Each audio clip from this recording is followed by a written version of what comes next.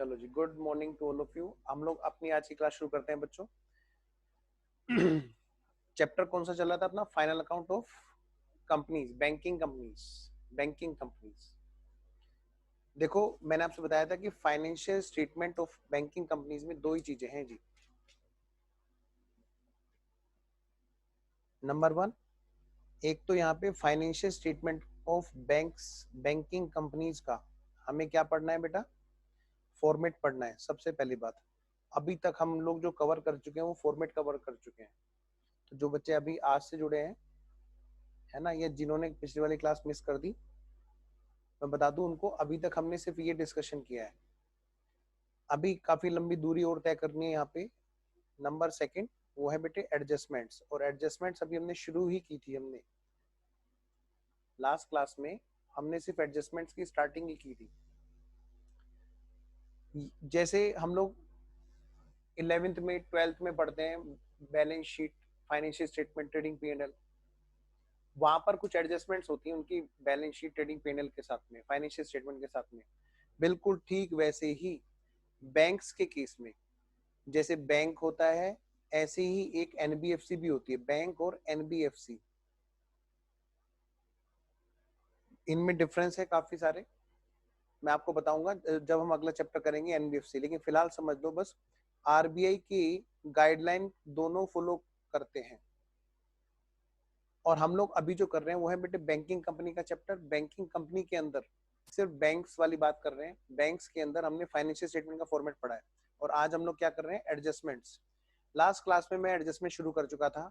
Adjustments की मैंने एक लिस्ट बनाई थी आपको। मैंने आपको एडजस्टमेंट्स की एक लिस्ट बनवाई थी, जिसमें मैंने कहा था एडजस्टमेंट शुरू करने से पहले एक बेसिक अंडरस्टैंडिंग दूंगा। पहली एडजस्टमेंट क्या थी? वो एक बेसिक अंडरस्टैंडिंग हमें करनी थी भाई। सोर्स और एप्लीकेशन ऑफ फंड पे हमें मेन फोकस रखना है हर एडजस्टमेंट, हर चीज को करते हुए। फिर मैंने आपसे कहा था क्लासिफिकेशन ऑफ असेट्स। जो बैंक की जो असेट्स हैं, जो हम यहाँ पे देखेंगे इधर, उनको क्लासिफाई करना है। अच्छी असेट्स, बुरी असेट्स, बहुत बुरी असेट्स और बहुत अच्छी असेट्स, ऐसे ऐसे होता है। उन्हीं को हम क्या बोलते हैं? परफॉर्मिंग और non performing. PA stand for personal assistant नहीं, performing assets. Non performing assets, NPA मतलब नॉन परफॉर्मिंग असेट्स। कुछ ईसीजीसी, डीआईसीजी कवर है, रिबेट ऑन बिल डिस्काउंटेड है, इन्वेस्टमेंट्स वैल्यूएशन के रूल क्लासिफिकेशन है, कैपिटल एडिक्वेसी रेशियो। और बेटे फिर हम आएंगे फुल फ्लेज क्वेश्चन पे।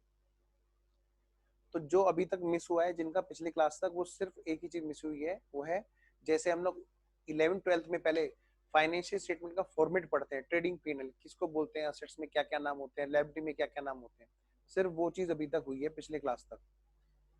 फिर ये हमने ये वाली एडजस्टमेंट की थी, हमने समझा था, ये भी हमारी हो चुकी थी।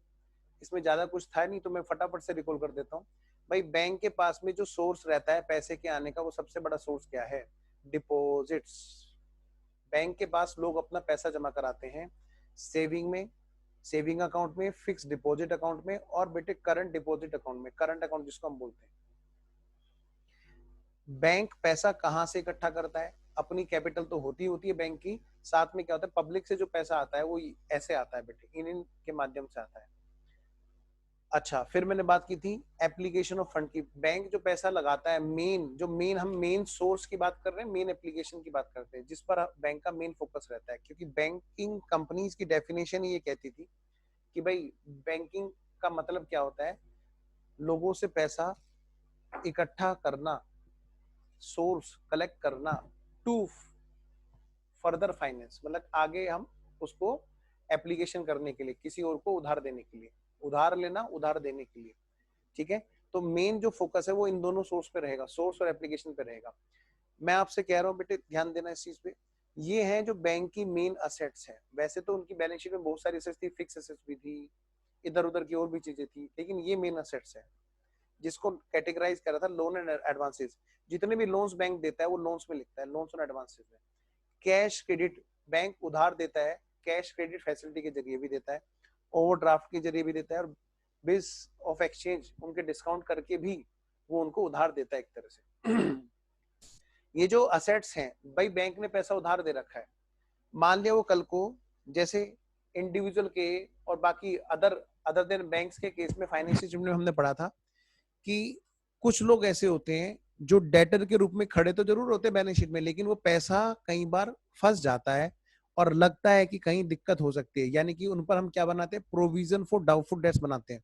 बिल्कुल ठीक ऐसे ही हम यहां पर भी प्रोविजन बनाएंगे, लेकिन उन चैप्टर में क्या होता था, वहां डाउटफुल का कोई क्राइटेरिया नहीं था। वहां पे ओनर का अपना डिसीजन होता था, उसको लगता था कि पैसा डाउटफुल है तो वो प्रोविजन बनाता था, उसको लगता था कि पैसा डाउटफुल नहीं है तो प्रोविजन नहीं बनाता था।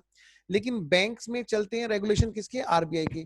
तो आरबीआई की जो गाइडलाइन है उसके अकॉर्डिंग बैंक क्या करता है, देखता है उन नॉर्म्स को बेस बना करके देखता है जो मास्टर सर्कुलर के जरिए इशू करते हैं। वो देखते हैं कि भाई बैंक में कोई खतरा तो नहीं है इनके एसेट्स को, कहीं ऐसा तो नहीं इनका पैसा फंस गया। उस चीज को डिटरमाइन करने के लिए कि बैंक का पैसा कहीं फंस तो नहीं गया, उसके लिए कुछ नॉर्म्स हैं, उन चीजों को हमें यहाँ पढ़ना है, जिसके बेस पे हम डिटरमाइन करेंगे कि ये परफॉर्मिंग एसेट्स है या नहीं। आइए, तो सेकंड वाली एडजस्टमेंट थी हमारी इसी बात को डिसाइड करने की कि बैंक ने जो लोन और एडवांस दे रखे हैं उनको क्लासिफाई कर रहे थे हम लोग। क्लासिफिकेशन ऑफ असेट्स, बैंक की जो मेन असेट्स है लोन्स और एडवांसेस, उसको हम क्लासिफाई कर रहे थे। क्लासिफिकेशन ऑफ असेट्स, नंबर एक बात, क्लासिफाई करना किस चीज में, परफॉर्मिंग और नॉन परफॉर्मिंग में। जैसे हम इंडिविजुअल और पार्टनरशिप फर्म और कंपनी के केस में करते थे, गुड डेटर्स, डाउटफुल डेटर्स, बिल्कुल ऐसे ही बेटे यहाँ पे हम लोग दो दो कैटेगरी में बैंक के एसेट्स को कैटेगराइज करते हैं, good debtor, doubtful debtors. Good debtors को यहाँ क्या बोलते हैं, परफॉर्मिंग एसेट, जो अपनी परफॉर्मेंस दे रहे हैं जी, जो टाइम से पैसा देते जा रहे हैं जी। या अगर किसी का उधार भी हुआ है तो 90 दिन से ज्यादा नहीं हुआ है, क्योंकि नॉन परफॉर्मिंग एसेट्स हम उसको बोलते हैं जो डिफॉल्ट कर रहा है या आउट ऑफ ऑर्डर है। आउट ऑफ ऑर्डर मतलब बेटे जो कुछ कंडीशन, क्योंकि जरूरी नहीं पैसा तो टाइम से दे रहा है मान लिया, लेकिन बैंक ने कहा था कि भाई हमने तुम्हारे को ये पैसा उधार दे रखा है इस स्टॉक के जरिए, तो आपको ना आपके नॉर्म्स होते हैं, आप वहां पे लिखते हैं hypothetic under hypothecation of bank, या इस तरह का एक बोर्ड टांगा जाता है ऐसी जगह पर जो असेट्स बैंक की सिक्योरिटी में होती है, उस पर डाला जाता है, वहां पे एक बोर्ड डाला जाता है under hypothecation of that bank, कि भाई ये उस वाले बैंक के पास गिरवी रखा हुआ है, मॉर्टगेज विद दैट बैंक। ऐसी और भी टेक्निकल टर्म्स होती हैं उनकी, अगर आप उनको सेटिस्फाई नहीं कर रहे होते हैं, जैसे कुछ टेक्निकल टर्म हम लोग पढ़ेंगे, यानी कि जरूरी नहीं पैसे के डिफॉल्ट होने की वजह से ही हम किसी को बोले खतरा है खतरा है खतरा है, ना जी ना। हो सकता है वहां पर कुछ और कंडीशन भी सेटिस्फाई करनी थी और वो नहीं कर रहे हैं। ये कुछ इस तरह की बात हो गई, जैसे मैंने कहा भाई क्लास में बच्चा है, हाँ जी, अच्छा बच्चा है या शैतान बच्चा है, मतलब अच्छा बच्चा है कि गंदा बच्चा है, मैं ऐसे बोलूंगा। मान लिया बच्चा अच्छा है, कैसे, वो शांति से बैठा है, नंबर एक बात, और होमवर्क भी पूरा कर रहा है, होमवर्क भी पूरा कर रहा है, और बाकी की जो कंडीशन, क्लास में हल्ला नहीं काटेगा, है ना। हाँ, तो ऐसा बच्चा क्या होगा, अच्छा, राघव कह रहा मैं हूं, हाँ, ये पहली कंडीशन सेटिस्फाई नहीं करता, खूब हल्ला काटता है। दूसरा बच्चा ऐसा होता है जो बावजूद इसके कि वो होमवर्क तो कर रहा है, क्या, वो होमवर्क तो कर रहा है, लेकिन वो क्लास में खूब शोर मचाता है, ये जो दूसरी कंडीशन है वो सेटिस्फाई नहीं कर रहा है। इस वजह से वो बच्चा क्या होता है बेटे, किस में आ जाता है, बैड बॉयज की लिस्ट में, बैड गर्ल्स की लिस्ट में, मतलब बैड बच्चे की लिस्ट में। तो मैंने क्या कहा बेटे, ऐसी बात यहाँ पे, ये वो है जो पैसे भी दे रहा है और सारी कंडीशन भी सेटिस्फाई कर रहा है, और ये है वो जो पैसे नहीं दे रहा है, या फिर पैसे तो दे रहा है लेकिन वो क्या है बेटे, आउट ऑफ ऑर्डर है। आउट ऑफ ऑर्डर है मतलब कुछ बैंक ने कुछ कंडीशंस बता रखी थी बेटे, कुछ चीजों को ध्यान में रखना था, वो उनको पूरा नहीं कर रहा है, तो इस वजह से भी वो नॉन परफॉर्मिंग में आ जाता है। सर हमारे एग्जाम में क्या कंडीशन होंगी, बेटे हमारे एग्जाम में तो जो होगा ना वो सिर्फ और सिर्फ पैसे के लेने देने के ऊपर बात आएगी कि भाई आप टाइमली पैसा पे कर रहे हो तो परफॉर्मिंग, अदरवाइज क्या होगा, नॉन परफॉर्मिंग, ऐसी कुछ बातें होंगी। चलो जी मैं बात करता हूँ, एक बार रिकॉल करता हूँ, परफॉर्मिंग असेट्स हम किसको कहते हैं, स्टैंडर्ड असेट्स भी इसका एक नाम होता है, ऐसी एसेट्स जो परफॉर्मेंस दे रही है। कैसे भाई, या तो कोई डिफॉल्ट नहीं है, या फिर अगर डिफॉल्ट है मतलब और आउटस्टैंडिंग है तो अप टू 90 डेज है, बस इससे ज्यादा नहीं है। 3 महीने से ज्यादा, 3 महीने से ज्यादा अगर वो पेमेंट नहीं कर रहा है, 90 दिन से ज्यादा अगर उसका आउटस्टैंडिंग चला गया है, मतलब उसका डिफॉल्ट 90 दिन से ज्यादा कंटिन्यू में है, तो वो क्या बन जाता है बेटे, नॉन परफॉर्मिंग असेट्स। क्या बन जाता है, नॉन परफॉर्मिंग असेट्स। तो बेटे नॉन परफॉर्मिंग असेट्स की क्या डेफिनेशन होगी, अगर डिफॉल्ट है पेमेंट में, या फिर और आउट ऑफ ऑर्डर है। मैं अभी इसी चार्ट को दोबारा से बनाऊंगा, डोंट वरी, पर एक बार पहले आपको थ्योरेटिकली बता करके दोबारा से ये चार्ट में आज अभी फिर से बनाऊंगा, मेरे साथ साथ बनाना, लेकिन माइंड में पहले सेट कर लो, क्योंकि 2 बार लिखेंगे तो याद भी हो जाएगा और अच्छे से। हाँ मैं स्टार्टिंग से बताऊंगा, डोंट वरी, है ना सत्या? ओके खुशबू, हाँ। तो बेटे देखो, नॉन परफॉर्मिंग एसेट्स कब, जब या तो आउट ऑफ ऑर्डर हो गया, पेमेंट भले ही कर रहा हो, या फिर डिफॉल्ट हो गया पेमेंट में, भले ही वो ऑर्डर में हो, है ना? जैसे मान लिया बच्चे को बोला कि बच्चे जब आप क्लास में आओगे तो अच्छे से स्कूल की ड्रेस पहन के आओगे और पढ़ोगे भी, दोनों काम करता है तो परफॉर्मिंग, है ना? पढ़ रहा है लेकिन आ रहा है जी अपना घर की ड्रेस में, लोअर टी शर्ट में, मतलब मैं वैसे बता रहा हूँ एक चीज, तो एक एग्जांपल मैं आपको समझा रहा हूँ, मतलब उसने बेचारे की क्या गलती, हो तो पढ़ तो रहा ही है ना, मेन काम तो कर ही रहा है ना भाई, तुम्हारे पैसे तो दे रहा है ना बैंक, हाँ, लेकिन जो दूसरी कंडीशन सेटिस्फाई नहीं कर पा रहा बेचारा, इसलिए भी वो ऑर्डर, सर एकदम से बना देंगे गंदा बच्चा, नहीं, उसको मौका देंगे, कुछ टाइम का मौका देंगे। हाँ अगर वो उस लिमिट को क्रॉस कर जाएगा, यानी बेटे ऐसे यहाँ पर क्या है, पेमेंट के लिए मौका दिया गया है कि अगर आप 90 दिन तक बदमाशियां करते हो, नहीं कर पा रहे हो किसी वजह से, कोई भी परेशानी है, तो हम आपके साथ में हैं। हाँ 91 दिन से हम आपके साथ में नहीं है, क्योंकि फिर तो हम समझ जाएंगे कि आपकी आदत बन चुकी है। ठीक है बेटे, तो 90 दिन तक के लिए टाइम दिया गया कि आप एक गुड डेटर की लिस्ट में रहेंगे, भले ही आप डिफॉल्टर क्यों ना हो या आउट ऑफ ऑर्डर क्यों ना हो। अगर 90 दिन से ज्यादा हो गए तो आप बन गए नॉन परफॉर्मिंग। बेटे अब तो दिमाग में फिट हो गया होगा अच्छे से। आओ जी, अब बात करते हैं बुरे बच्चों की। बुरे बच्चे में भी 2-3 तरह की कैटेगरी होती है। अच्छा सर, हाँ। खैर मैं बात करता हूँ बैंक की, अब बच्चे बच्चे की बात नहीं करते वरना बच्चे नाराज हो जाएंगे, कह रहे हैं बस तू ही कर ले क्लास, हम जा रहे हैं। बेटे नॉन परफॉर्मिंग एसेट्स तब होगी जब 91 दिन हो जाएंगे। ओके जी ओके, उसके बाद में बात आती है, कहते हैं कुछ टाइम तक उसको बहुत बुरा नहीं बोलेंगे। अच्छा कितने टाइम तक, वो रहेगा तो जरूर, ये तो है अच्छा, ये है अच्छा नहीं है, नॉन परफॉर्मिंग है। लेकिन नॉन परफॉर्मिंग के अंदर भी 3 कैटेगरी होती हैं, सब स्टैंडर्ड, मतलब थोड़ा सा स्टैंडर्ड गिर गया है, और इसको फिर एक और नाम दिया गया है, इसीलिए इसका दूसरा नाम भी होता है परफॉर्मिंग का, स्टैंडर्ड असेट्स। मैं ये सारा चार्ट दोबारा से बनाऊंगा, डोंट वरी, मुझे पता है कि मुझे यहाँ पे क्या करना है, ये सारा चार्ट में दोबारा से बनाऊंगा। ये बेटे इसलिए क्या बन गई, स्टैंडर्ड असेट्स, और ये क्या बन गई, सब स्टैंडर्ड असेट्स। नॉन परफॉर्मिंग जब होती है और 91 दिन हो चुके होते हैं, तो अगले 1 साल तक ये सब स्टैंडर्ड की कैटेगरी में रहेगा। मतलब सर अगर मान लिया उसने 3 महीने तक पैसा नहीं दिया बेटे, 90 दिन तक पैसा नहीं दिया, किसी ने बैंक से अगर उधार ले रखा है, चाहे वो हाउसिंग फाइनेंस ले रखा है, चाहे वो कोई और पैसा उधार ले रखा है, तो बैंक ये कहेगा हम एकदम से किसी को हम नॉन परफॉर्मिंग नहीं मानेंगे जी, टेंशन मत लो। अच्छा 91 दिन से मानना शुरू करेंगे कि वो नॉन परफॉर्मिंग है।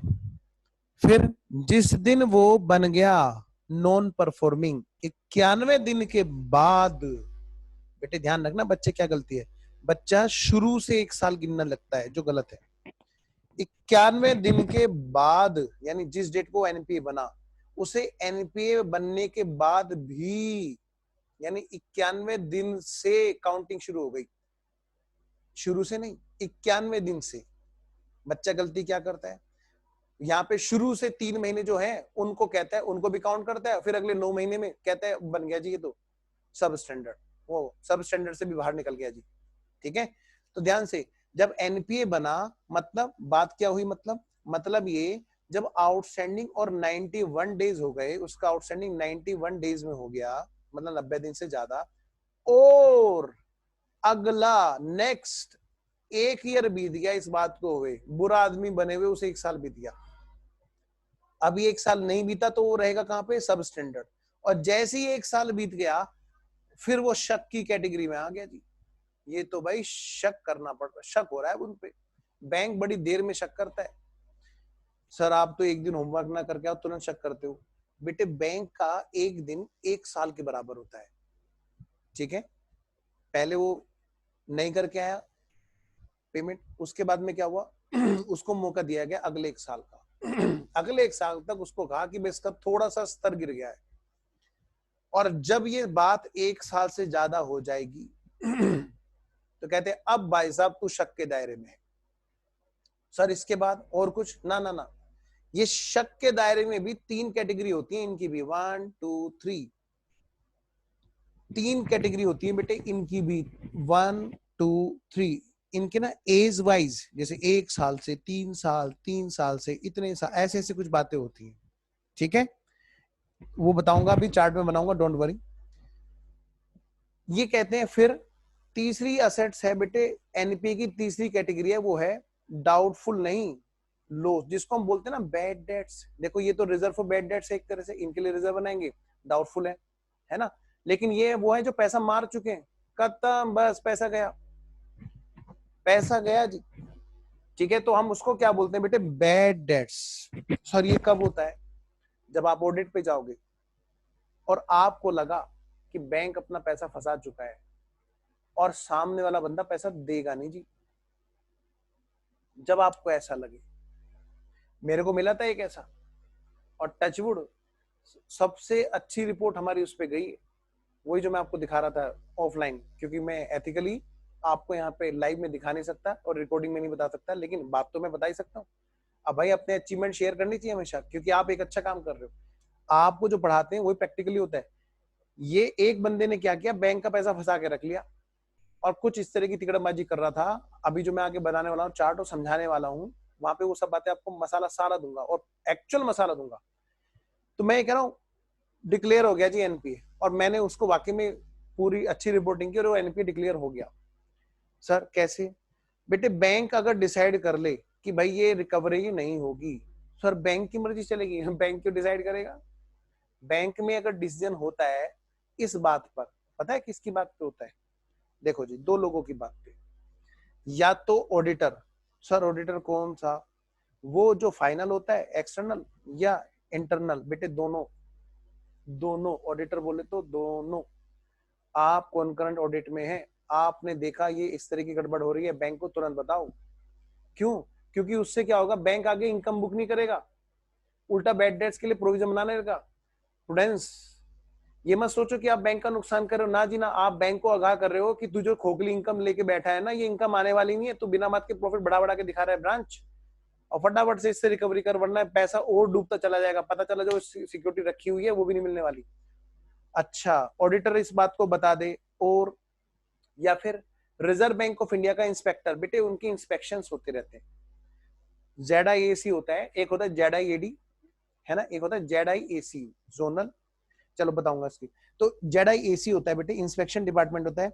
मैं इसको बोलता हूँ आरबीआई का inspector, reserve bank of India का इंस्पेक्टर। मैं नीचे लिख रहा हूँ इंस्पेक्टर, जैसे पुलिस में इंस्पेक्टर होते हैं ना, ऐसे बेटे यहाँ पे क्या होते हैं, रिजर्व बैंक ऑफ इंडिया की भी तरफ से इंस्पेक्टर आते हैं जो इंस्पेक्शंस करते हैं। आई होप आपको यहाँ पे ओके होगा यहाँ तक का, है ना बेटा। आओ जरा अब हम शुरू करते हैं जी, और इसको सिस्टमेटिकली दोबारा से लिखेंगे, सारे चार्ट को दोबारा से बनाएंगे जी। आज हम लोग सिर्फ एनपीए और उनके प्रोविजंस के बारे में बात करेंगे। आज की क्लास पूरी एनपीए के नाम, अगली वाली क्लास भी एग्जाम में आप समझ जाओ एनपीए कितना इंपॉर्टेंट है, जो मैं 2 क्लास में करा रहा हूँ। आना है तो दो तीन जगह से आता है, जिनमें से ज्यादातर चांसेस होते हैं एनपीए से। लो जी, चार्ट अगेन अगेन अगेन, तो मैं ऐसे करूं क्या, कैसे करूं, चलो मैं इसको ऐसे कर लेता हूं, नहीं ये रहा, यस।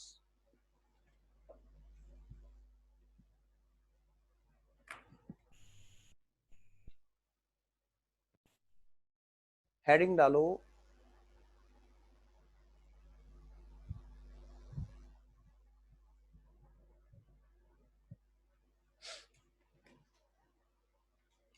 हेडिंग डालो जी। इसमें हम हेडिंग डालेंगे चार्ट में।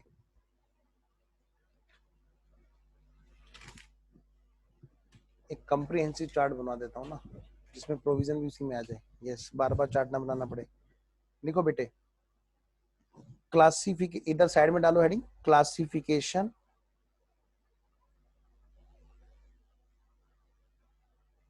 Of assets. और इस चार्ट को संभाल के रखना, जब तुम ऑडिट पे जाओगे यही चार्ट काम आएगा जो हम यहाँ बना रहे हैं। क्लासिफिकेशन ऑफ असेट्स लिखो, यहाँ पे हेडिंग डालो असेट्स।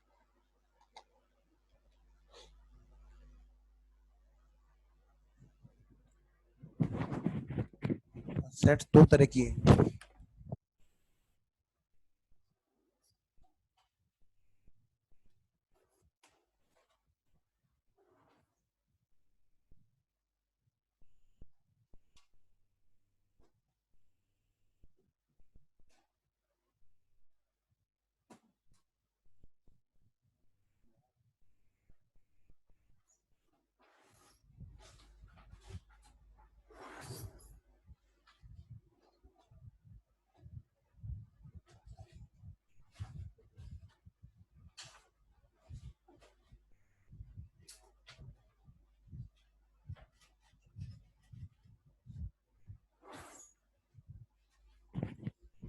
शुक्र है आधा तो मिल गया, चिल्लर पार्टी की पिटाई होगी। आओ जी,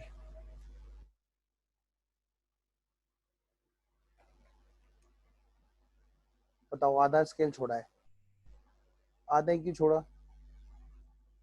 घबला करना था पूरा करते। लो जी, असेट्स, दो तरह की असेट्स होती हैं जी। एक होती है परफॉर्मिंग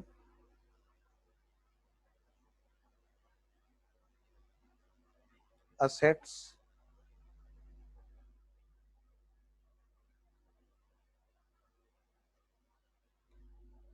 और दूसरी होती है बेटे नॉन परफॉर्मिंग असेट्स।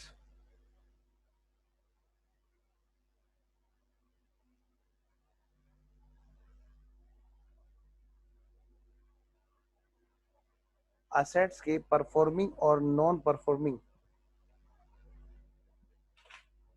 होने के बाद, मतलब परफॉर्मिंग और नॉन परफॉर्मिंग होने के बाद इसको हम कैसे बोलेंगे? इसी को हम बोलते हैं आल्सो कॉल्ड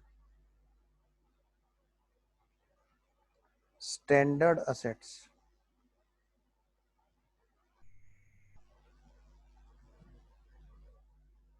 जब आउटस्टैंडिंग प्लस 90 डेज और रेगुलर पेमेंट, जब ऐसी सिचुएशन होती है कि बंदा रेगुलरली पे कर रहा है, या फिर अगर नहीं भी पे कर पाया तो अभी 90 डेज नहीं बीते हैं,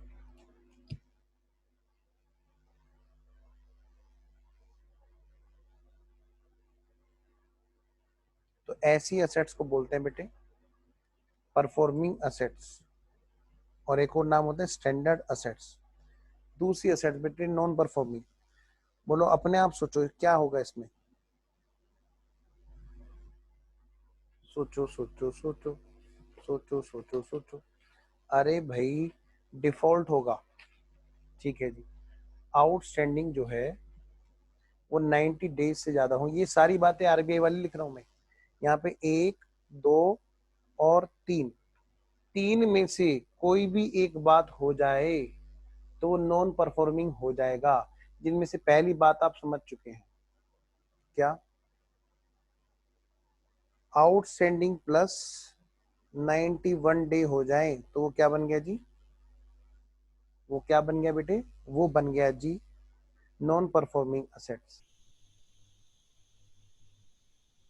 या फिर एक और लिख देता हूं, आउट ऑफ ऑर्डर हो जाएं प्लस इस बात को 91 डेज बीत जाएं, तो भी वो क्या बन गया बेटे, नॉन परफॉर्मिंग। तीसरी बात यानी इनमें से कोई भी एक कंडीशन अगर सेटिस्फाई हो जाती है तो वो नॉन परफॉर्मिंग की कैटेगरी में आ जाता है।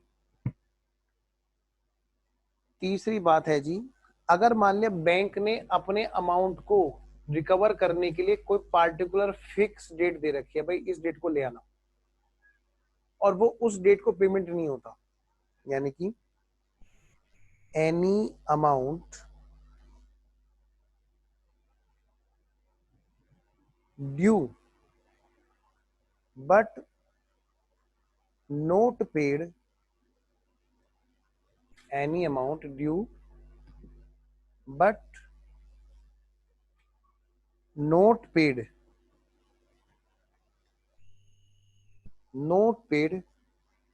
till the date fixed by bank.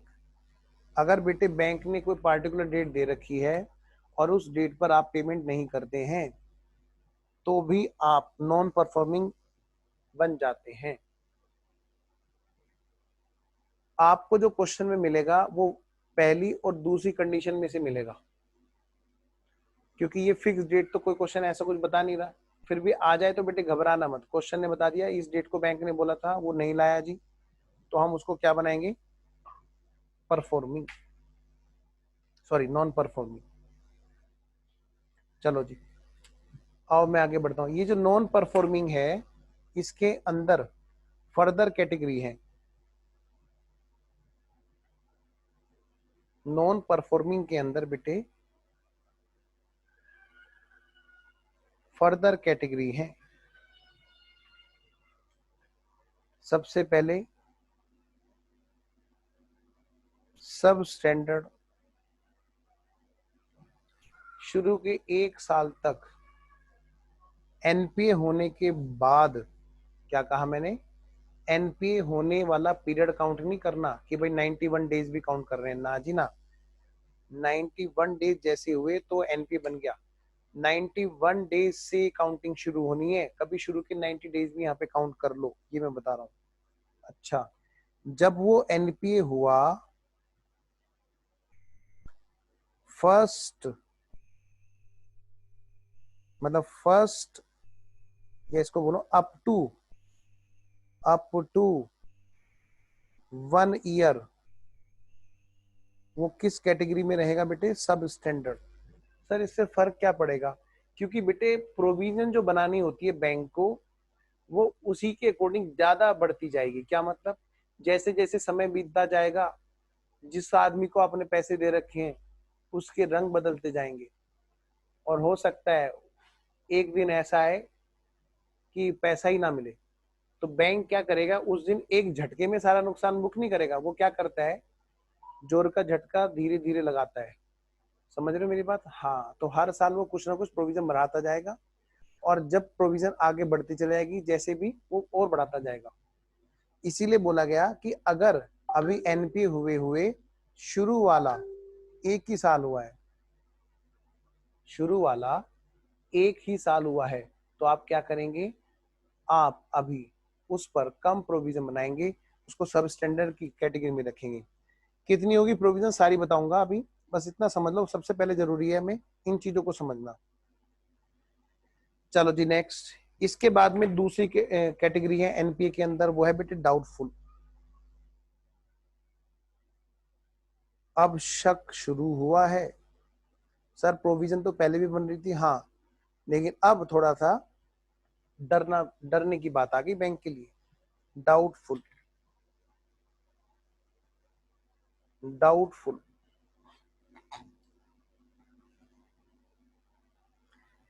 Doubtful कब होगा जी, पहले तो ये बताओ बेटे। डाउटफुल होगा तब जब सब स्टैंडर्ड बने हुए 1 साल बीत जाएगा। जब सब स्टैंडर्ड बने हुए, प्लीज सामने देखो स्क्रीन पे, बहुत जरूरी है समझना। जब सब स्टैंडर्ड बने हुए 1 साल बीत जाएगा, यानी कि सब स्टैंडर्ड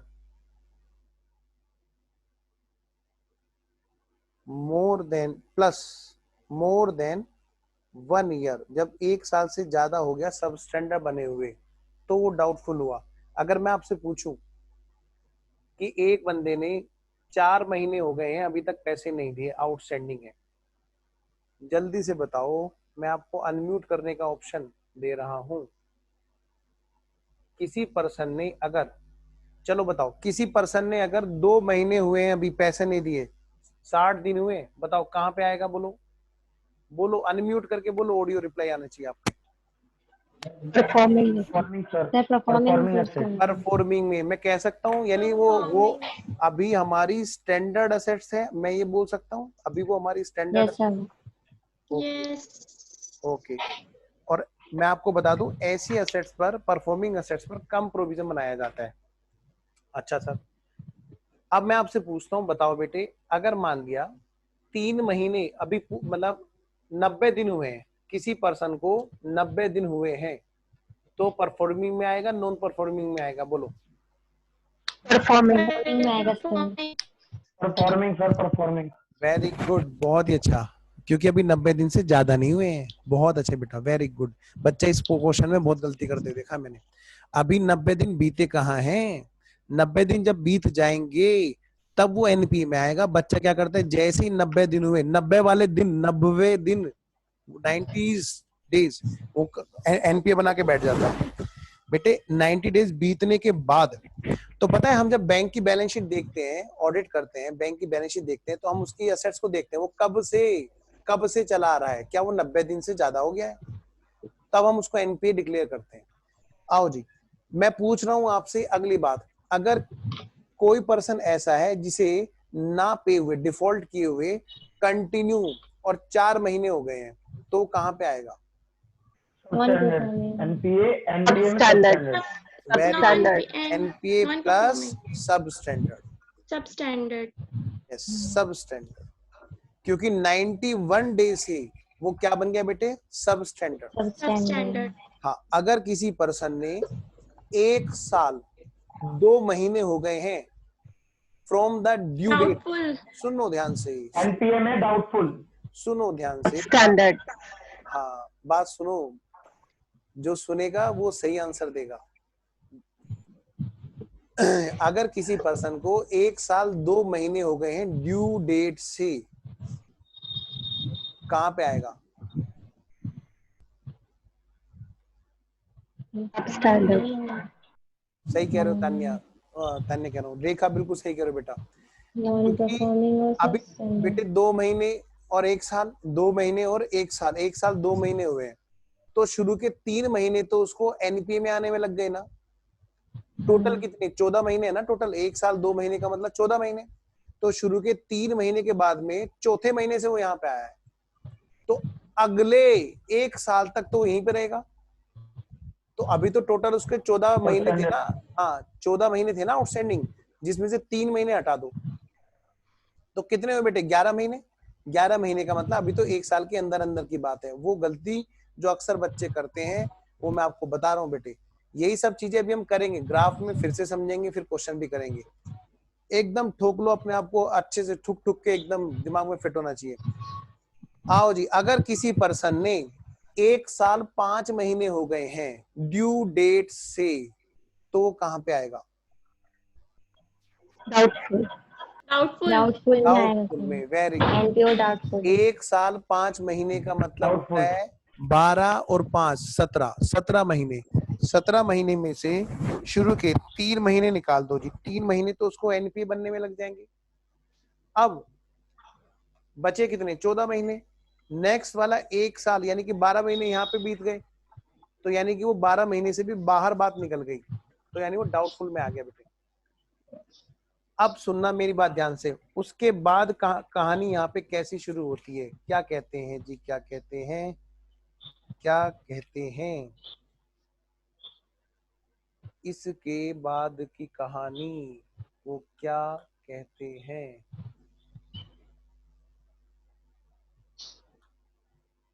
एक मिनट बस, वन,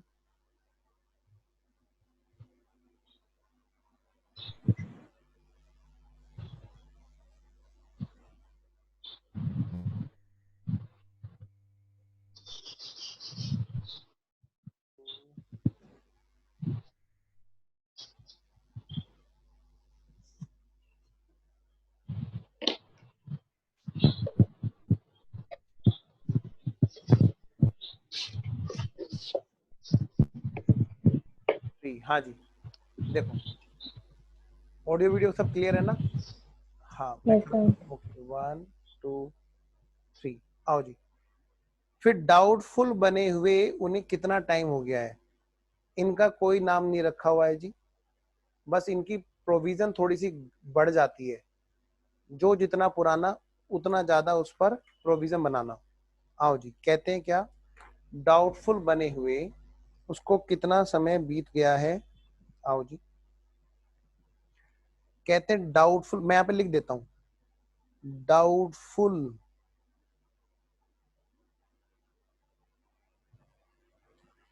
बनने के बाद और डाउटफुल कब बनेगा? जब सब स्टैंडर्ड 1 साल से ज्यादा हो जाए, is equal to doubtful. Doubtful बने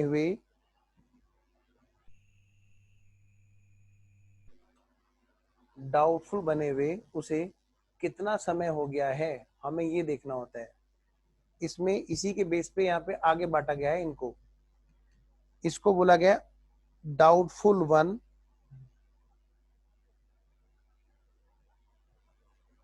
डाउटफुल 2 और बेटे डाउटफुल 3। डाउटफुल बने हुए यानी कि सबसे पहले तो वो परफॉर्मिंग से नॉन परफॉर्मिंग में आएगा 90 दिन बीतने के बाद, 91। फिर अगले 1 साल तक यहाँ पे सजा काटेगा। फिर उसके बाद में वो जाकर के यहाँ पे आया। फिर कहते हैं अब नया, फिर से नया साल, हाँ नया साल फिर से अप टू 1 ईयर, मतलब डाउटफुल बनने के बाद अगले 1 साल तक वो यहां पर रहेगा आफ्टर बिकमिंग डाउटफुल। हो सकता है इसके बाद में क्या, डाउटफुल 1 ईयर के बाद में, कहते 1 ईयर के बाद में ऐसा भी हो सकता है ना, डाउटफुल के बाद में मोर देन 1 ईयर एंड, ये 1 है, more than 1 year and up to 3rd year. कहते 1 साल से 3 साल तक की कैटेगरी में, यानी कि जब एक शुरू के 1 साल तक और फिर बाद में अगले 2 साल, यानी कि 1 to 3 ईयर्स। और एक ऐसा होगी 3rd कैटेगरी, ये है बेटे जिसके मोर देन 3 ईयर्स हो चुके हों। बेटे इन्हीं के अकॉर्डिंग इनकी ना परसेंटेज चेंज हो जाती है, बस प्रोविजन की परसेंटेज चेंज हो जाती है, नथिंग एल्स। नेक्स्ट वन जी, नेक्स्ट वन। सर 3 साल के बाद में भी कोई लिमिट है क्या? ना जी ना, बस 3 साल से ऊपर निकल गया ना, हाँ तो यहाँ पे प्रोविजन बेटे 100% बना देते हैं। अभी नहीं लिखना, मैं आगे लिखा दूंगा बाद में। जब तुम सारे क्वेश्चन कर लोगे तब इस चार्ट के अंदर अपने हाथ से फिगर भरना, परसेंटेज वाली, प्रोविजन वाली, ताकि जो तुम एग्जाम में रिवाइज करोगे वो तुम्हारे हाथ के लिखी हुई परसेंटेज होंगी जो तुम्हें याद आएंगी। लास्ट वाली कैटेगरी बताओ सर। भाई वो तो है लॉस वाली असेट्स, लॉस असेट्स। कई बच्चे ना एक गलती यहाँ पे करते हैं, क्या? वो समझते हैं कि डाउटफुल 3 साल से, भाई हम भी करते थे जब हम पढ़ते थे और ये गलती हमारे से भी होती थी, क्या? क्योंकि यहाँ पर दोनों जगह पर 100% का प्रोविजन होता है। कहां पर?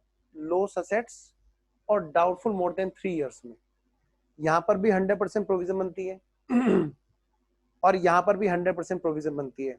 तो बच्चा ना एक मिसकंसेप्शन माइंड में ले आता है, क्या कि डाउटफुल जब 3 साल से ज्यादा हो जाते हैं तो वो लॉस असेट्स बन जाते हैं। जी नहीं, ये गलती मत कर लेना।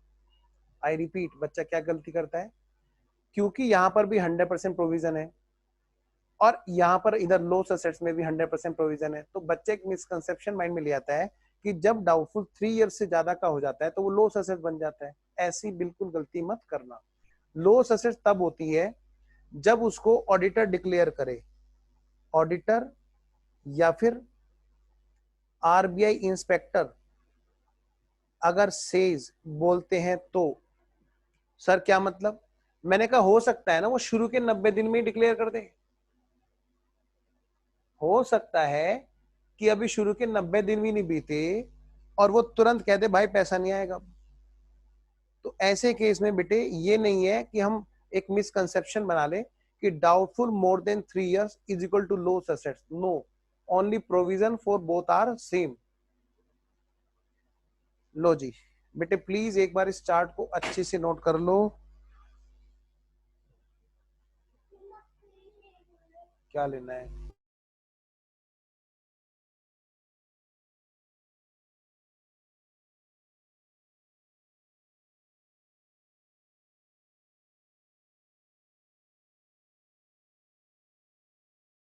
स्केल लेगा? मैं बताऊंगा तेरे को। आधा स्केल से काम चला तुम्हारे वजह से। अभी बोलो तेरे को।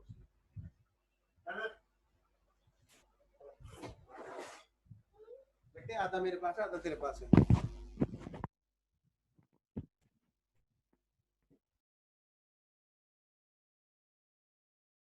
तो जाओ।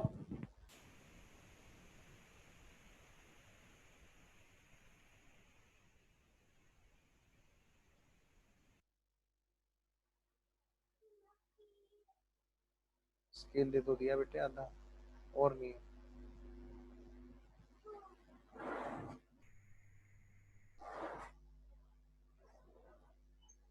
बेटे क्या नोट हो गया बच्चों? बोलो जल्दी। रुको मैं अनम्यूट करता हूँ। 1 2 3 ओके। राघव ने खुशबू ने Yes, नोट sir. किया। ओके बेटा।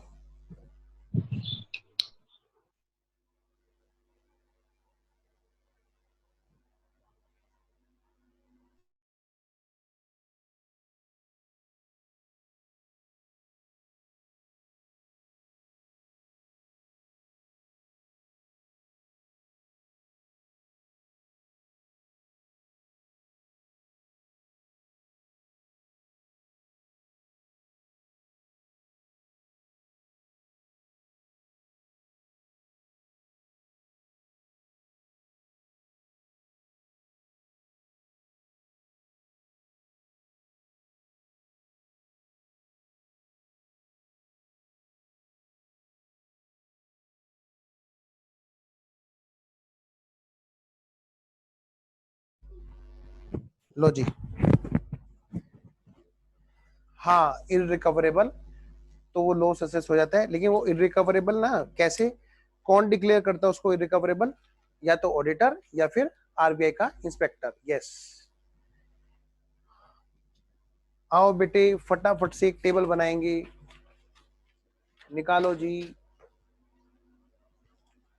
क्या निकालो? जो तुम्हारे पास पूरा है मेरे पास आधा है। स्केल, और जल्दी से बेटे स्केल खींचेंगे। लो जी स्केल से बेटे टेबल बनाएंगे सारे बच्चे मेरे साथ साथ में। 1 2 3 4, 4 कॉलम है जी।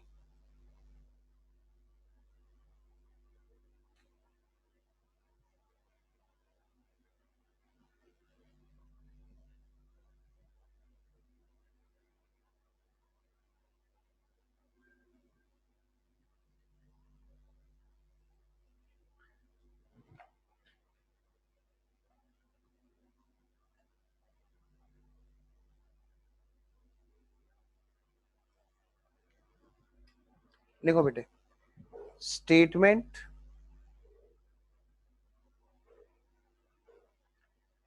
showing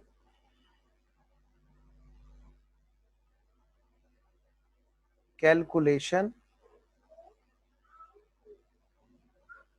of provisions।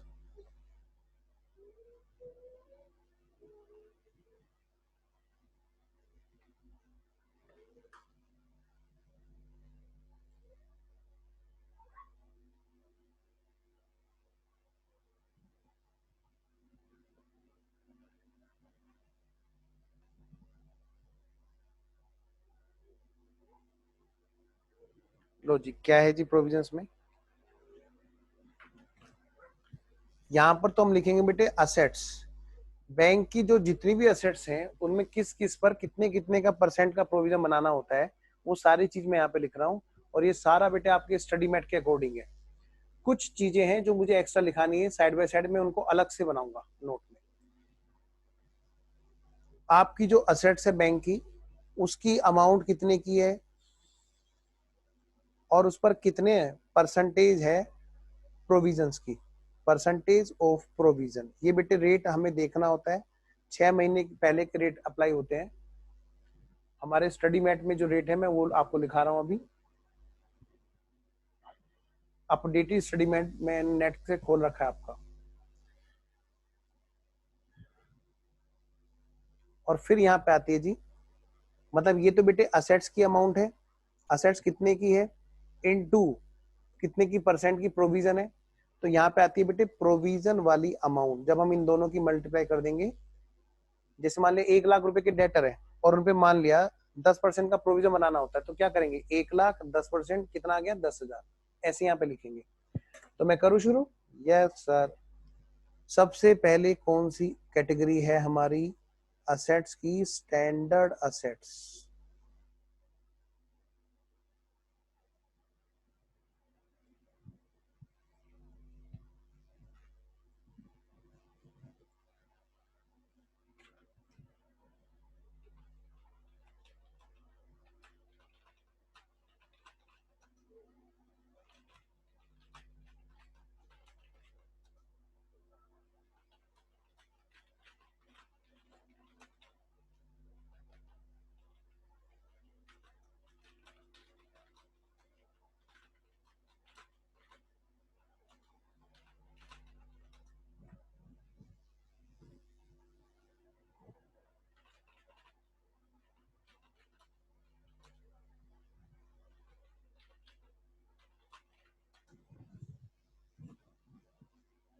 लो जी,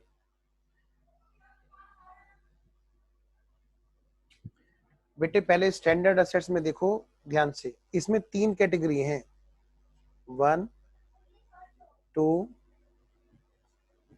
देखो है तो बहुत सारी, लेकिन क्या है ना कि एग्जाम के हिसाब से कुछ चीजें ना लिमिटेड करनी पड़ती हैं। अदरवाइज क्या है कि बेटे ऐसे तो कभी भी कोई चीज पूरी हो ही नहीं पाएगी। लो जी,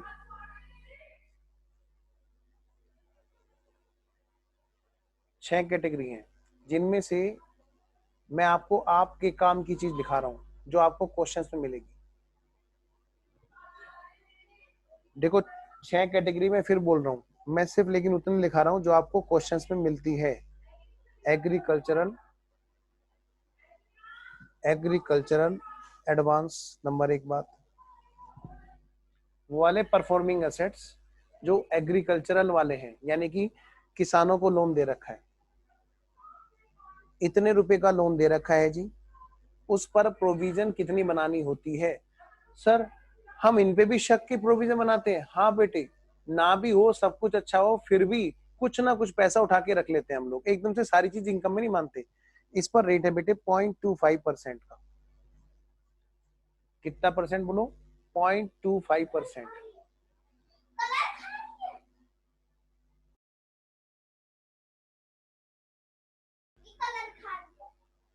नेक्स्ट वन ये है बेटा फिर रीस्ट्रक्चर्ड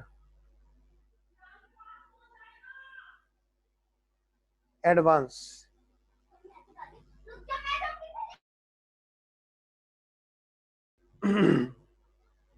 परफॉर्मिंग असेट्स है लेकिन बेटे रीस्ट्रक्चर्ड हुआ। क्या मतलब बेटे रीस्ट्रक्चर का मतलब क्या होता है? रीस्ट्रक्चर मतलब जिसका स्ट्रक्चर दोबारा से बनाया गया हो। हमारे एडवांसेस में क्या मतलब सर? अब इसमें एडवांस हमने किसी को लोन दे रखा, इसमें कहां से रीस्ट्रक्चर हो गया बेटे?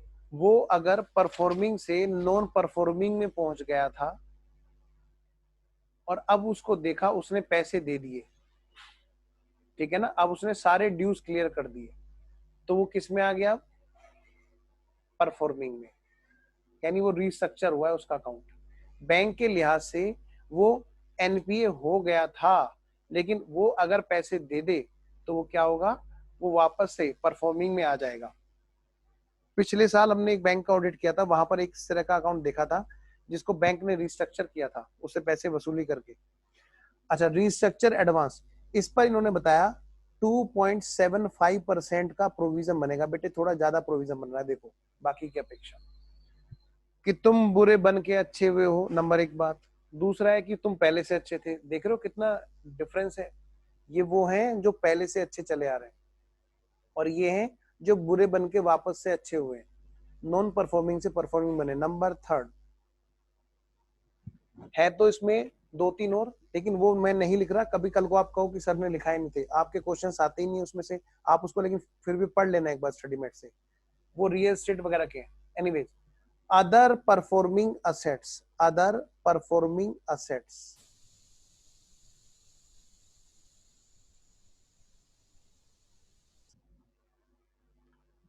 इन पर बनती है बेटे 0.40%, 0.40%। तो ये अमाउंट आ जाती है जी इनकी प्रोविजन की।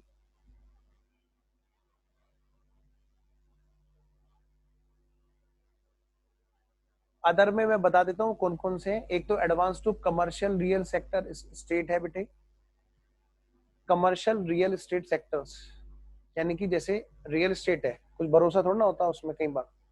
अब मान ले बैंक ने रियल एस्टेट को लोन दे रखा है, आज के टाइम पे तो देता ही नहीं बैंक।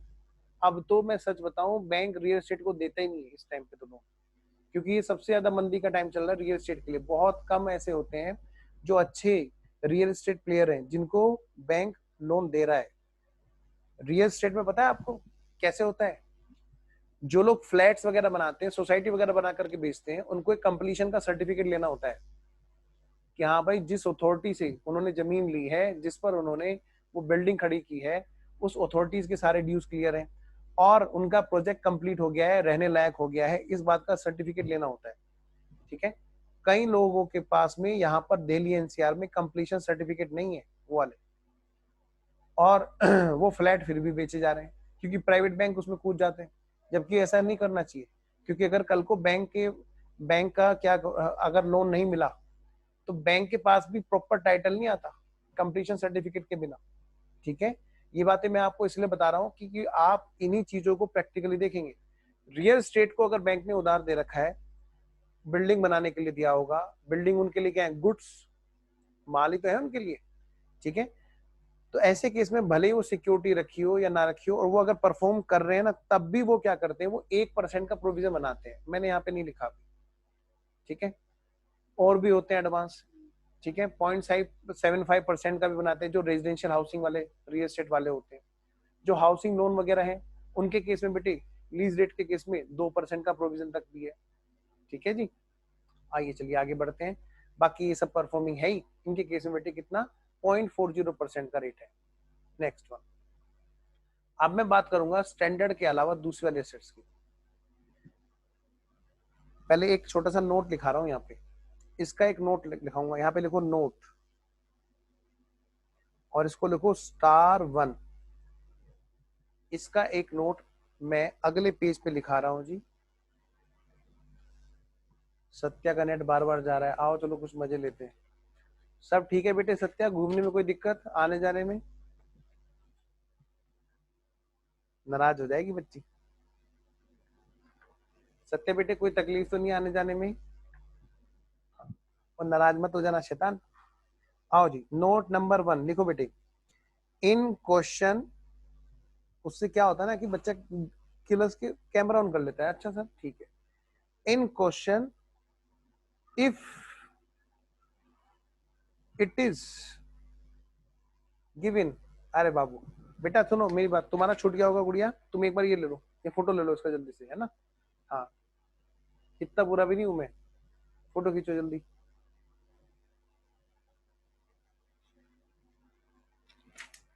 ये चार्ट तुमने नोट कर लिया था कि नहीं? जल्दी बोलो जल्दी। ये हो गया था सारा? चलो ठीक है। हाँ, तो मैं क्या कह रहा था, घूमने फिरने की बात बता रहा था कि आने जाने में कोई तकलीफ नहीं होनी चाहिए। तो in question if it is given, क्या गिवन भाई? It is given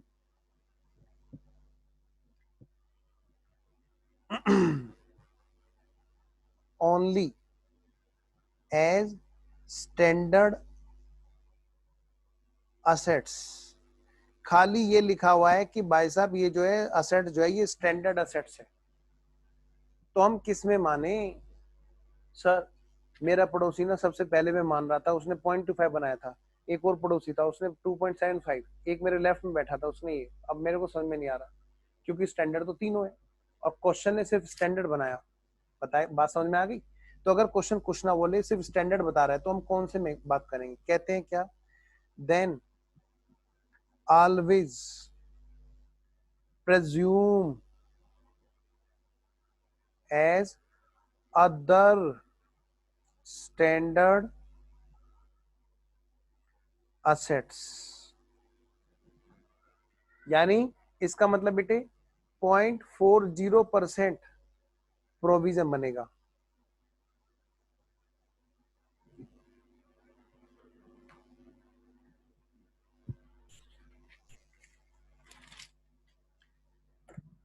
next one, non performing.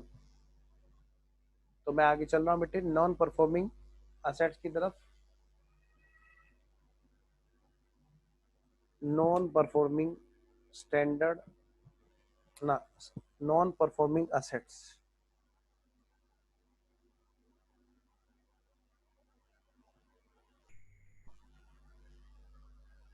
Assets manager का प्रमोशन इस बात पे डिपेंड होता है कि उसके यहाँ पे कितने स्टैंडर्ड है असेट्स। एनपीए आपने बोला ना अगर ऑडिट में कि भाई मैं एनपीए डिक्लेयर कर रहा हूँ, ये खराब अकाउंट लग रहा है मेरे को, तो मैनेजर ना आपको इतनी चाय पानी हलवा पता नहीं क्या क्या खिलवाना शुरू कर देता है। वो कहेगा बाबूजी वहां घूमने चलो, चलो भाई साहब को वहां घुमा, इधर उधर की बातें करेगा। लेकिन बेटे आपको अपने एथिक्स ना बिल्कुल वहां डिस्टर्ब नहीं होने देने, क्योंकि आपको अपॉइंट इसलिए किया गया आप बैंक को सारी चीजें बताएं। अब जैसे यहाँ पे क्या है, ये आगे बेटे सब स्टैंडर्ड एनपीए शुरू के 1 साल तक क्या रहेगा बेटे, सब स्टैंडर्ड में रहेगा।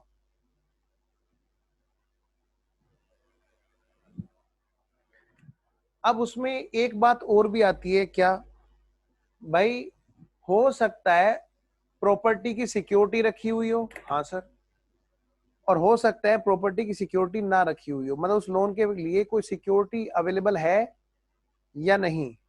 बेटे दो में से एक बात हो सकती है, वो सिक्योर्ड भी हो सकता है अनसिक्योर्ड भी हो सकता है।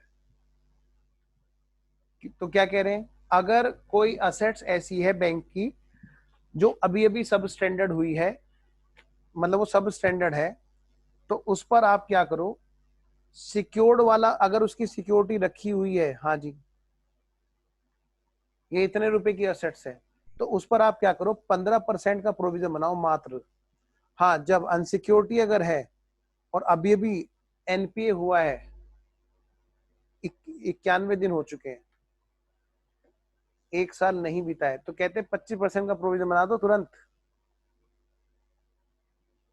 फिर ये अमाउंट निकल के आएगी दोनों की मल्टीप्लाई करके। मान ले 1 लाख रुपए की एसेट्स है सिक्योरिटी में रखी हुई है, तो लोन क्या है, सिक्योर्ड है, और लोन है बेटे 3 लाख का, 3 लाख में से 1 लाख पे बनेगी 15%, बाकी का जो 2 लाख है बेटे उस पर 25% बनेगी। ये हमें देखना होगा, सिक्योर्ड पार्ट और अनसिक्योर्ड पार्ट।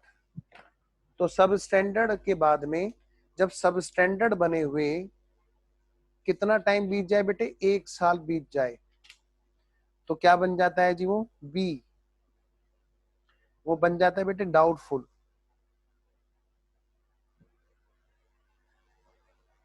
और डाउटफुल बने हुए अगर उसे शुरू के 1 साल बीते हैं या 1 साल से ज्यादा हुए हैं या 3 साल से ज्यादा हुए हैं, ऐसी कुछ बातें याद है ना अभी हमने की थी, हाँ, तो मैंने कहा एक काम करो सबसे पहले इसमें लिख दो अनसिक्योर्ड, चाहे वो कितने भी साल पुरानी बात क्यों ना हो। कहते हैं अनसिक्योर्ड के केस में हम तो जी आंख बंद करेंगे और 100% प्रोविजन बना देंगे। जैसे ही उसे 2 साल हो गए, क्योंकि एनपीए हुआ उसके बाद में वो अगले 1 साल तक यहाँ पे रहा, हाँ 2 साल नहीं हुए मतलब एनपीए हुआ और अगले 1 साल तक उसने समय यहाँ पे बिताया सब स्टैंडर्ड में, हाँ, और 1 साल से जैसे ही वो क्रॉस हुआ तो डाउटफुल में आ गया। शुरू के 3 महीने पैसे नहीं दिए, हमने सब्र कर लिया, फिर हमने उसका नाम सब स्टैंडर्ड रख दिया, हम उससे मांगते रहे पैसे मांगते रहे, अब 1 साल से ज्यादा हो गए तो हम समझ गए कि वो जो है पैसे नहीं देगा, तो हम उसमें 100% प्रोविजन बना देंगे। कितना बेटे? 100%। अगर सिक्योरिटी नहीं है तो सर, अगर सिक्योरिटी हुई तो हम कहेंगे तू नहीं आएगा तो हम तेरी एसेट बेच देंगे। अच्छा, सिक्योरिटी रखी हुई है? हाँ सर। यानी कि अगर सिक्योर्ड है तो कुछ और बात होगी। सिक्योर्ड रखी है, सिक्योरिटी रखी है, तो एक काम करो, फिर से 1 साल वाला चक्कर चलाओ। अप टू 1 ईयर डाउटफुल बने हुए अभी 1 ही साल बीता है, 1 ही साल हुआ है, अभी पूरा नहीं हुआ, 1 साल क्रॉस नहीं हुआ है। फिर 1 से लेकर 1 से ज्यादा हो गए हैं, बट नहीं बीता है जी 3 साल का समय, अप टू 3rd ईयर। 1 साल बीत चुका है लेकिन तीसरा साल अभी गया नहीं है, यानी इस बीच में अगर है, और तीसरे वाली कैटेगरी आ गई यहाँ पे, मतलब ये 1 सिक्योर्ड की 3 कैटेगरी है, 1 2 3 सिक्योर्ड की 3 कैटेगरी है। ये है ए अनसिक्योर्ड, ये है बी सिक्योर्ड। तो सिक्योर्ड के अंदर 3 कैटेगरी है, 1 2 3।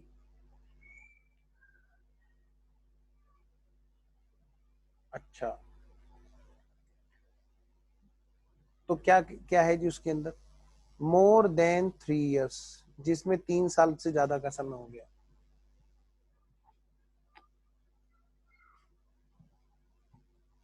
तो भाई इसमें जो भी अमाउंट है उस पर परसेंटेज कुछ अलग है बेटे।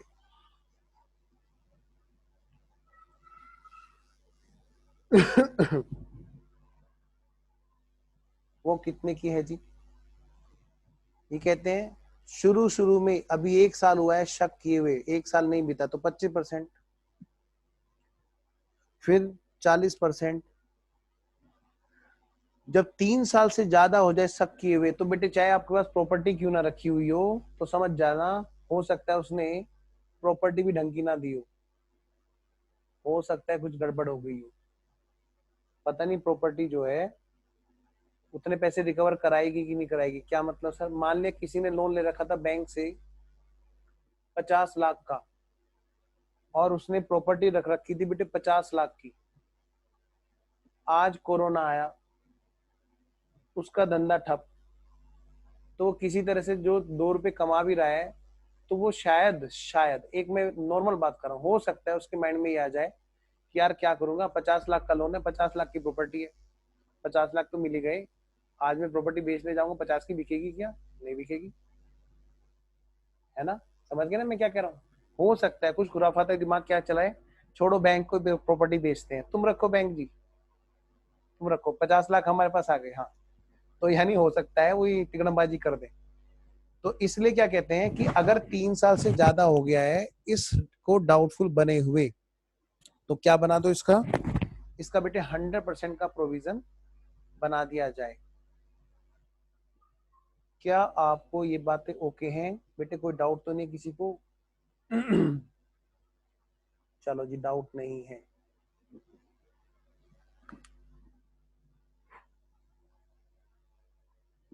तो फिर क्वेश्चन हो जाए, एक दो लाइन और लिख लो पहले आप छोटी सी, क्योंकि वो तो रह गया ना लॉस ऑफ सेट्स लिखना। हाँ, वो भी तो लिखना है, वो भाई वो भी तो होती है। हाँ, तो सब स्टैंडर्ड के और डाउटफुल के बाद में तीसरे वाली एसेट्स कौन सी होती है? Loss assets. बैंक की एसेट्स बेटे फिक्स एसेट्स मत सोचना कभी, आप सोचो, क्योंकि हम लोग इंडिविजुअल और पार्टनरशिप और कंपनी के केस में हम लोग जब बैलेंस शीट बनाते हैं तो हमारे मन में एक ही फीलिंग आती है जब बोलते हैं एसेट्स, कि फिक्स एसेट्स की बात कर रहा होगा, है ना? तो बेटे ध्यान रखना, या इन्वेस्टमेंट की बात कर रहा होगा। इसके लिए बैंक के लिए एसेट्स क्या होती हैं? लोन्स और एडवांसेस। चलो जी, लॉस एसेट्स के केस में ये कहते हैं चाहे वो हो सिक्योर्ड, और बेटे चाहे वो हो अनसिक्योर्ड, अगर मना कर दिया ऑडिटर ने, अगर मना कर दिया किसने? आरबीआई के इंस्पेक्टर ने, कि भाई साहब पैसे गए, तो ये कहते हैं जो भी लोन की अमाउंट है उसका 100% प्रोविजन बना दो।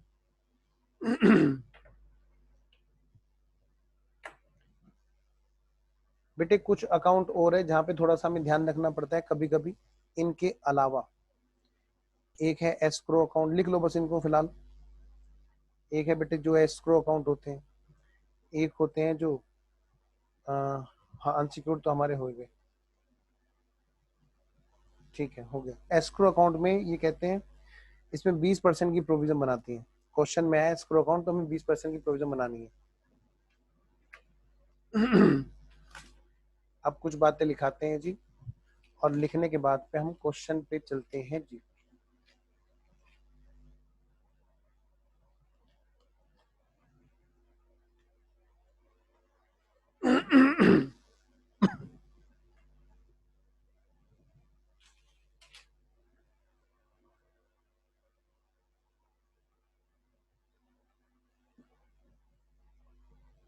लो बेटा लिखो, फटाफट से लिखो जी। जहां आपने स्टार 1 का नोट लिखा था ना, वहीं पे आके डालो नोट नंबर 2। नोट नंबर 2, आप भी ध्यान रखना इस चीज को जो मैं अब बताने जा रहा हूँ, क्योंकि ये बहुत सावधानी वाली चीज है। एक तो बेटे सिविल बैंक क्या करता है, सबसे पहले आपका पैन कार्ड और आधार कार्ड लेकर के बेस, और तब से आपकी सिविल रिपोर्ट जनरेट करता है। सिविल होती है आपकी हिस्ट्री आज तक की, जो आपने फाइनेंशियली उधार लेना देना है ना, जो भी चीज आपने कर रखी है। इवन उसमें तो ये तक आ जाती है कि कोई असेट चल रही है क्या उसमें। आपका पैन और आधार बहुत इंपॉर्टेंट हो गए हैं। किसी को भी कॉपी इसलिए नहीं देते हैं क्योंकि पता चला वो कहीं पे लगा दे गलती से और आपके साइन फ्रॉड गिरती में यूज कर ले। बेटे आपकी अगर एक बार सिविल खराब होगी तो बैंक बड़ी मुश्किल से लोन देता है। और देखो ये दूसरा नोट मैं यहाँ लिखाने जा रहा हूँ, ये बड़ा खतरनाक नोट है, बहुत इंपॉर्टेंट है। अगर हमने बैंक से, मान लिया सपोज करो हमने बेटे बैंक से 3 लोन ले रखे हैं, लेट सपोज, और 3 लोन में से हमारा एक लोन हम पे नहीं कर पा रहे हैं। क्या कहा मैंने? अगर हमने एक ही बैंक से, अलग अलग बैंक नहीं, मैं एक बैंक की बात कर रहा हूं, एक बैंक से हमने 1 2 3 3 लोन ले रखे, और हमने मान लिया ये वाला लोन, हम ये वाला लोन नहीं पे कर पा रहे, लेट सपोज हम इस वाले लोन में मान लिया एनपीए हो गए हैं, 90 दिन से ज्यादा हो गए हैं और हम एनपीए हो गए। भले ही हम इनका टाइमली पेमेंट कर रहे हो 1 और 2 का, हम इनके लिए भी एनपीए बन जाते हैं। लिखिए, इफ, लिखो जी, if a customer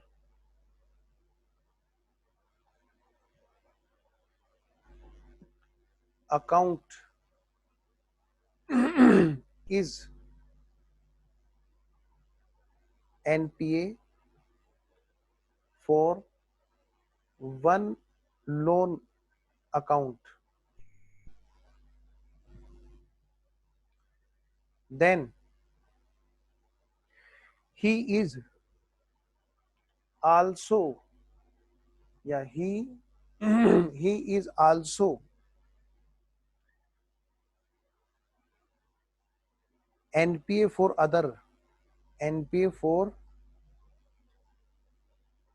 other loan accounts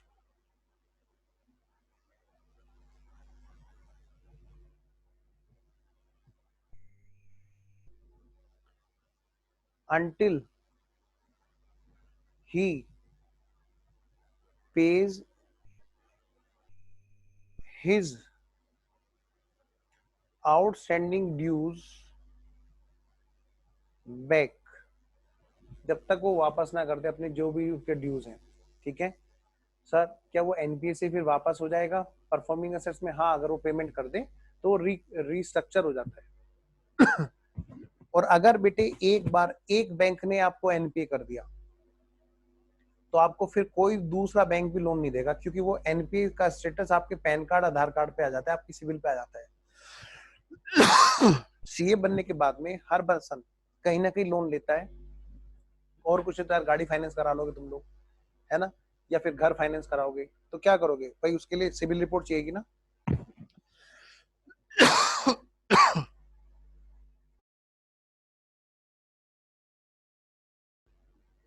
लिखिए, hence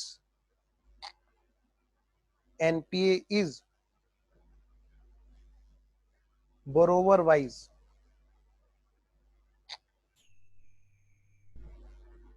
comma note facility wise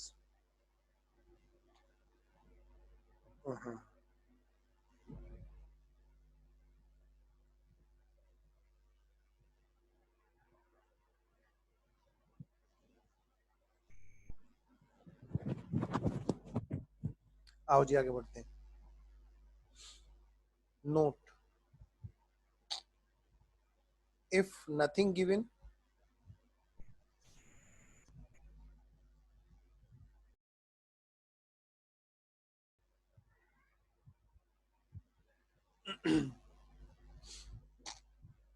then always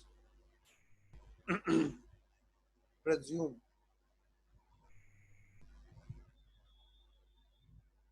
secured loan. मानो कि उसके लिए सिक्योरिटी रखी हुई है, अगर कुछ ना बोले तो. अगला नोट: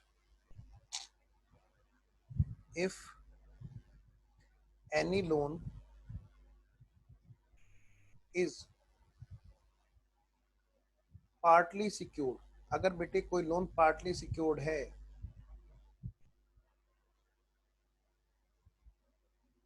इसको हेडिंग के रूप में डाल दो. अगर कोई लोन पार्टली सिक्योर्ड है लिखो, then provision amount will be calculated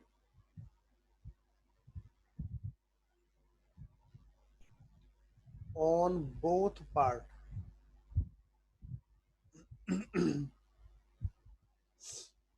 separately for secured and for unsecured.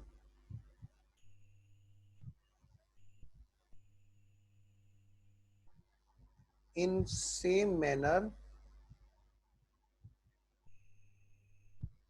as there are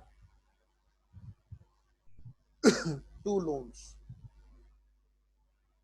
two separate loans.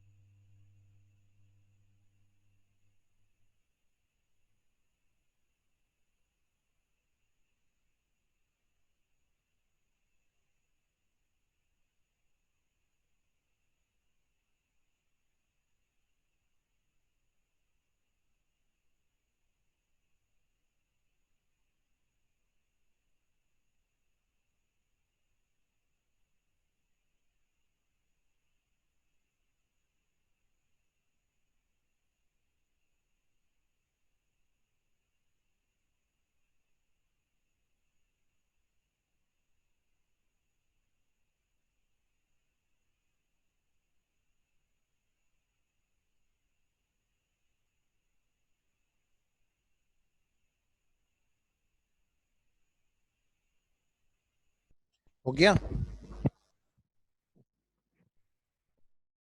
Okay. आओ जी, लिखो अब इस पे इनकम रिकॉग्नाइजेशन ऑन असेट्स.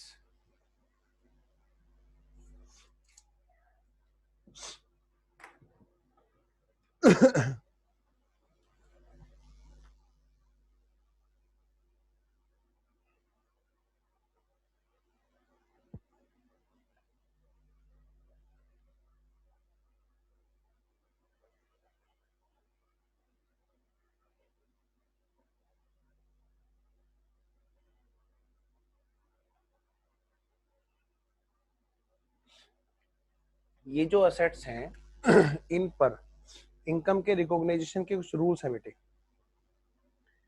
और वो रूल कोई नए नहीं है, वही सब है जो हमें पता है. कह रहे हैं फॉर परफॉर्मिंग असेट्स,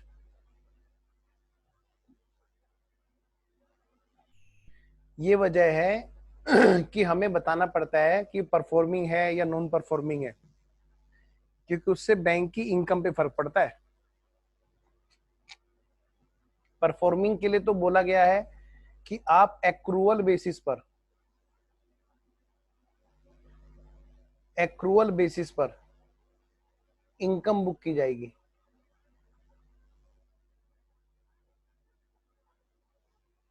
बी बेटा फॉर नॉन परफॉर्मिंग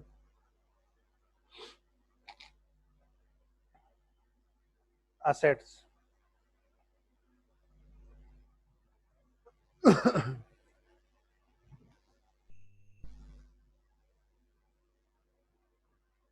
राघव खाना खा रहा है, क्या कर रहा है? जल्दी निकालो, वीडियो निकाल, कैमरा ऑन करो। हाँ, अच्छा, ऐसा कैसे हो सकता है? देखो देखो, पक्का देखो, इसका मुंह देखो सब, ये देखो, ये देखो, है ना? हाँ। चलो, नॉन परफॉर्मिंग असेट्स, ये जगाने का तरीका होता है बच्चे को। कभी भी करंट का झटका दे दो, एकदम सारे बच्चे अलर्ट हो जाएंगे, नींद खुल जाएगी। देखो ये कुछ बोल नहीं पा रहा है, इसका मतलब पक्का खाना खा रहा है। बेटे क्लास में नहीं खाते। आओ, फॉर नॉन परफॉर्मिंग असेट्स कहते हैं इसके लिए, सुन लो जी, इसके लिए तो जो है ना कैश बेसिस,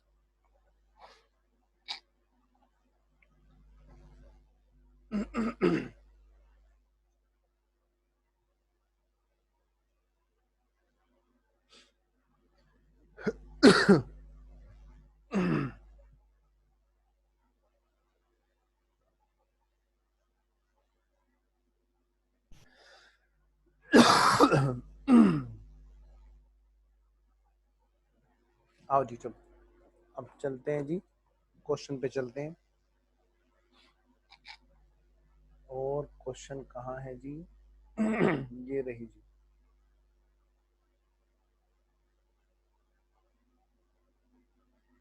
ये जो मैं आपको क्वेश्चन दिखा रहा हूँ बेटे, सारा सारा स्टडी मैट ही है। स्टडी मैट से ही क्वेश्चन मैंने भी लिए, सभी टीचरों ने वहीं से ही क्वेश्चन ले रखे हैं।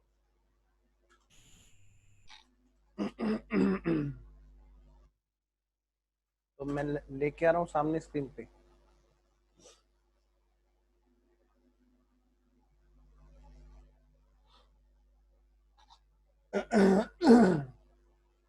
भाई आजकल मौसम का बड़ा चेंज चल रहा है।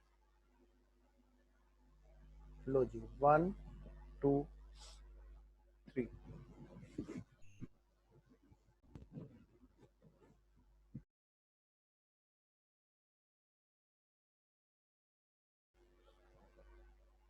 बेटे क्वेश्चन देखो सामने स्क्रीन पे, given below interest on advance, given below is interest on advance of commercial bank in lakhs। तो जी आपको एडवांस की जो फिगर दे रखी है वो लैक्स में है, बैंक की एडवांस की फिगर। एडवांस मतलब बेटे लोन, ये मत सोचना कि बैंक को एडवांस मिल रहा है कहीं से, क्योंकि हम लोग अक्सर एडवांस वर्ड सुनते हैं ना, थोड़ा उधर की तरफ भागने लगते हैं। तो ये कह रहे हैं बेटे, इसका स्क्रीनशॉट ले लो, चाहे अपना स्टडी मैट निकालो, स्टडी मैट का ही है सारे क्वेश्चन। कह रहे हैं क्या कि जो परफॉर्मिंग असेट्स है वो टर्म लोन, कैश क्रेडिट और ओवरड्राफ्ट है। बिल्स परचेज डिस्काउंटेड ये भी है जी। Find out the income to be recognise for the year ended 31 March 2020, कर लो इसको 20, 31 मार्च 2020 के लिए आप बैंक की इनकम बताओ जी, जो रिकॉग्नाइज करनी चाहिए बैंक को। परफॉर्मिंग असेट्स है, हाँ जी वो ये रही जी। जो नॉन परफॉर्मिंग असेट्स है, हाँ जी वो ये रही जी, अलग है।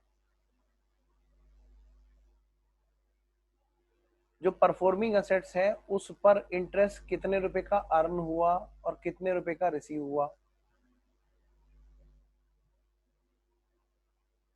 और नॉन परफॉर्मिंग जो असेट्स है उस पर कितने का अर्न हुआ और कितने का रिसीव हुआ।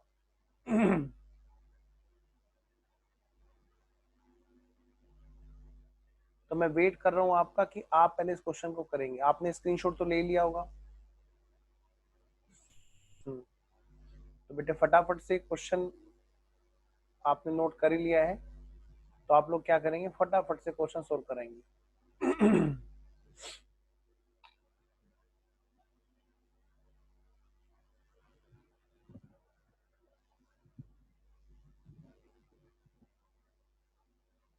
शुरू करें? हाँ सर शुरू करो। तो आओ जी शुरू करते हैं। लो जी, सॉल्यूशन नंबर 1, सॉल्यूशन नंबर 1 यहीं से कर देते हैं।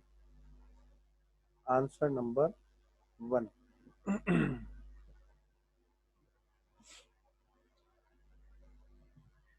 यहाँ पे हमें क्या करना है, इनकम का रिकॉग्नाइजेशन का पर्पज का एक फॉर्मेट तो अपने को चाहिए ना, कि हम किस फॉर्मेट में दें एग्जाम में। लो जी, statement showing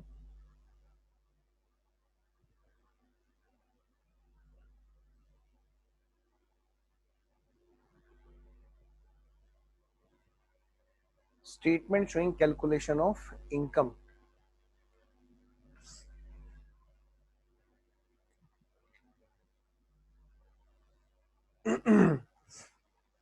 statement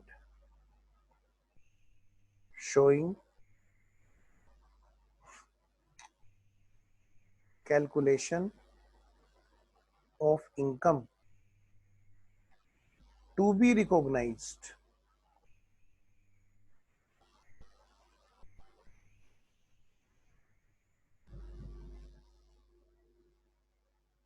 to be recognized during, बेटे कौन सा ईयर है जिसकी बात हो रही है जी, ये बात हो रही है जी आपकी 31 मार्च 2020 को, यानी 19-20, ड्यूरिंग 1920 ईयर के लिए, 1920 ईयर के लिए। तो यहाँ पे बेटे हमें करना कुछ नहीं, बस दो कैटेगरी में इसको तोड़ लिया हमने।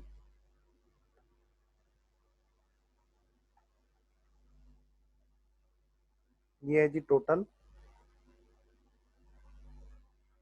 ये है जी परफॉर्मिंग और नॉन परफॉर्मिंग।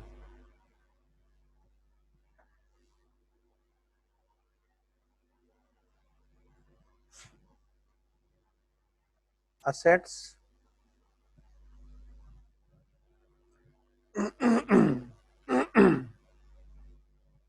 असेट्स में एक है बेटे परफॉर्मिंग, या इधर लिखते हैं परफॉर्मिंग, और दूसरी है बेटे नॉन परफॉर्मिंग असेट्स।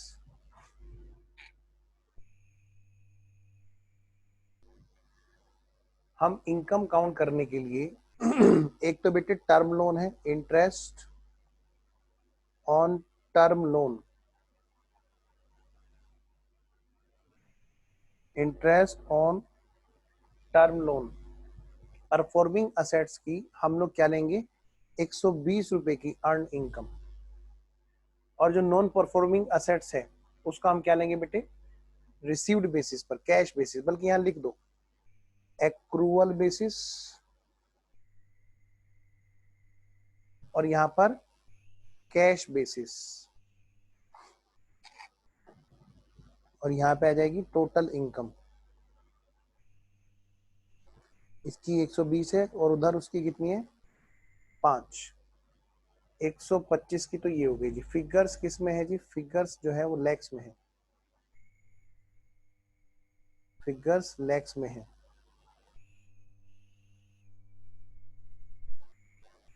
जो इंटरेस्ट ऑन टर्म लोन है उसके अलावा बेटे interest on CC limit, CC and OD limit. बेटे इसमें देखो अर्न बेसिस पर इसकी, इसमें कितनी इनकम है 750, और उसमें रिसीव्ड बेसिस पे हम बात करेंगे कितने हो गए 762 रुपए, 762 रुपए। उधर बिल्स परचेज्ड एंड डिस्काउंटेड, वो कितने रुपए के हैं जी? अर्न बेसिस पर तो बेटे 150 रुपए और कैश बेसिस पर 20 रुपए, 170 रुपए, 170 रुपए।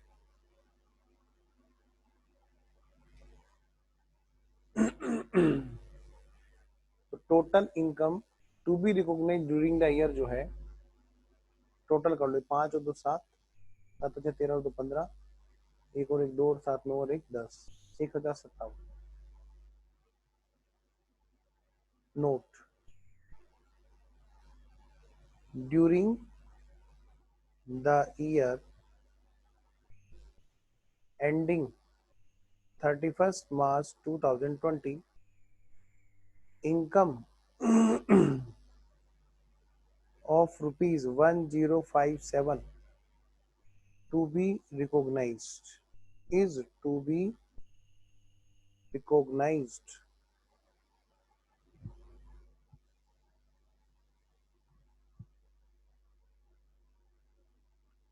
Zoom out, अच्छा हो गया।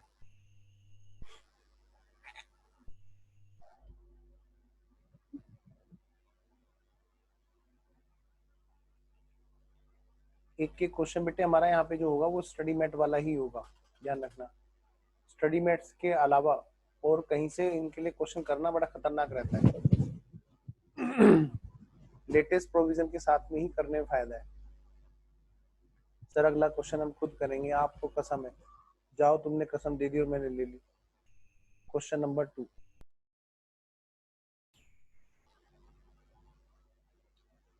सत्य बेटे बिना करे मत जाना क्लास से बाहर प्लीज।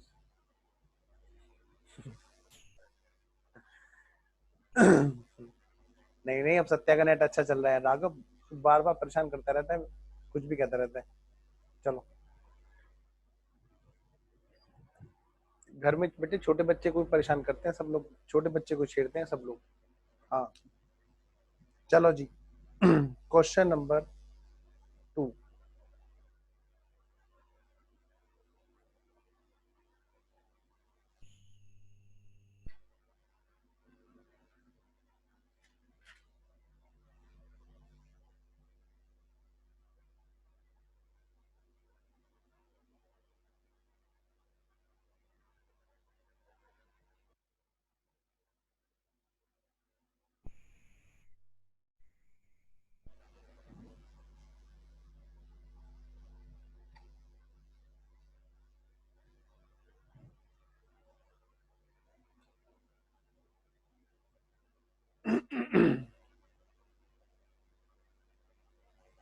Very good.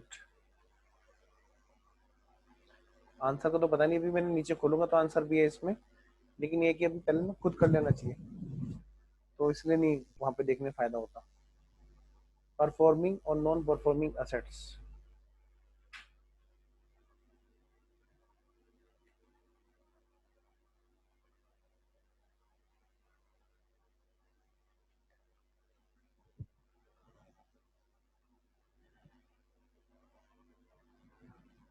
मेरे ख्याल से कर लिया होगा तुम लोगों ने। आओ जी मैं भी कर लेता हूँ।